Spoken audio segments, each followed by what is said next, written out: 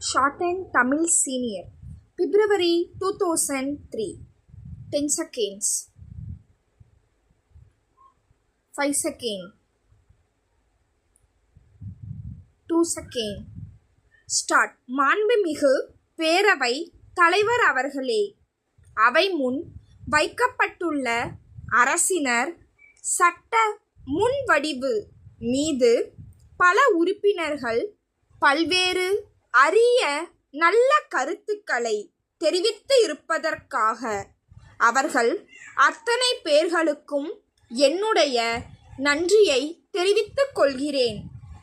ஒரு சில உறுப்பினர்கள் தொழிலாளர்கள் நடத்துகிற போராட்டங்கள் குறித்து என்னிடமிருந்து விளக்கம் தேவை என்று கேட்டிருக்கிறார்கள்.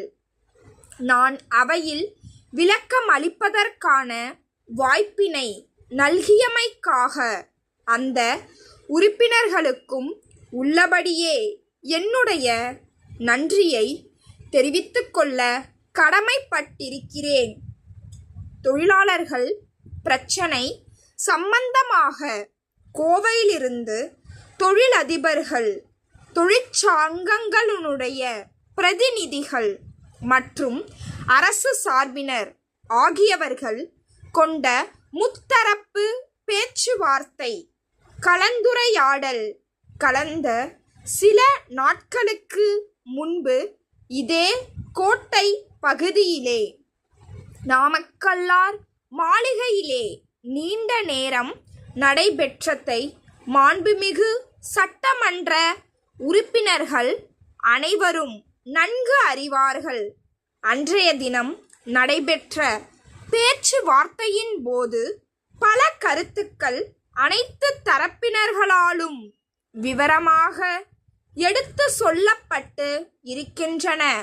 குறிப்பாக கூடுதலாக பல்வேறு சலுகைகள் மாநில அரசின் சார்பில் வழங்கப்பட வேண்டுமென்று தொழிற்சங்கங்களுடைய பிரதிநிதிகள் கேட்டார்கள். நாங்கள் அவற்றை ஏற்க தயாராக இருக்கிறோம். ஆனால் அவற்றிலே பெரும் பகுதிக்கு பொறுப்புடையது மத்திய அரசுதான் என்று அப்பொழுதே நான் புள்ளி விவரங்களுடன் எடுத்து சொன்னதை அனைவரும் ஒரு மனதாக ஏற்றுக்கொண்டார்கள் என்பதை இங்கே நான் சுட்டிக்காட்ட கடமைப்பட்டிருக்கிறேன். மத்திய அரசு அந்த கடமையை முழுமையாக செய்ய கடமைப்பட்டிருப்பதால் மத்திய அரசு கண்டிப்பாக அவற்றை நடைமுறைப்படுத்த வேண்டுமென கேட்டு அப்பொழுதே நான் எடுத்து கூறி இருப்பதுடன் மறுநாளே விரிவாக ஒரு கடிதமும் பிரதமருக்கு எழுதியிருக்கிறேன் என்பதை இந்த நேரத்தில் நான் தெரிவித்துக்கொள்ள கடமைப்பட்டிருக்கிறேன்.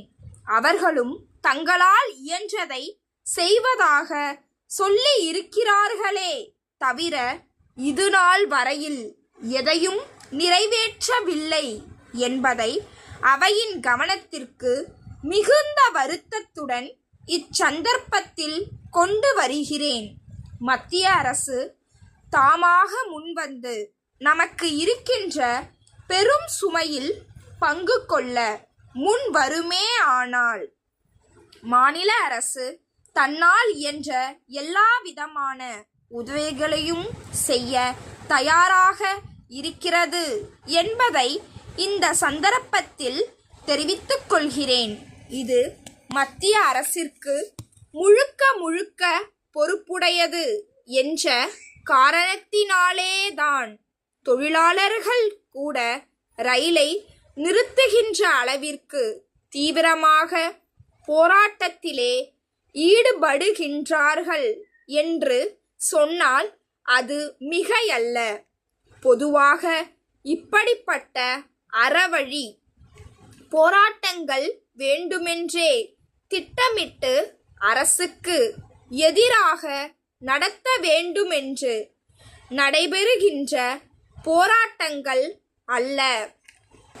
அதை இந்த அரசு உணர்ந்து இருப்பதால் தொழிலாளர்களின் பல பிரச்சனைகளை மிகவும் மென்மையாக அணுகி பிரச்சனைகளை தீர்த்து வருகிறது என்பதை தெரிவித்துக் கொள்கிறேன். திருச்சி அன்னை சத்யா நகர் எண் 3 பிள்ளையார் கோயில் தெருவிலுள்ள திரு தமிழரசன் சென்னை அண்ணா சாலையிலுள்ள தமிழ்நாடு தொழில் முதலீட்டு கழக இயக்குனர் அவர்களுக்கு எழுதும் கடிதம். அன்புடையீர், நான் அச்சகம் நடத்துவது சம்பந்தமான தொழிற்கல்வி பயின்று தகுதி சான்றிதழ் பெற்றுள்ளேன்.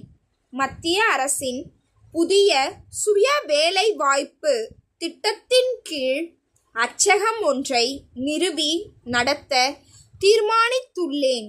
இப்பகுதியில் அச்சு தொழில் வேறு எங்கும் இல்லாததால் லாபகரமாக நடத்த முடியும் என்று நம்புகிறேன்.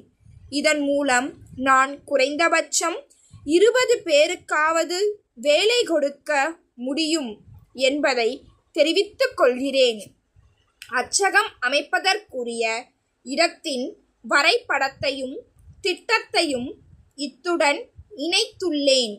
இத்தொழிலுக்கு ஏறக்குறைய 2 லட்சம் ரூபாய் முதலீடு செய்ய வேண்டியிருக்கும். இத்தொகையை வட்டியுடன் தாங்கள் குறிப்பிடும் தவணைகளில் தவறாமல் திருப்பி செலுத்துவேன் என்பதை உறுதியுடன் தெரிவித்துக் கொள்கிறேன். வேலையற்ற பல பேர்களுக்கு சுய வேலை வாய்ப்பளிக்கும் இத்திட்டத்திற்கு தாங்கள் தயவு செய்து ஒப்புதல் அளித்து விரைவில் நிதி உதவி வழங்குமாறு பணிவன்புடன் வேண்டுகின்றேன். தங்கள் நம்பிக்கை உள்ள stop. Please subscribe my channel.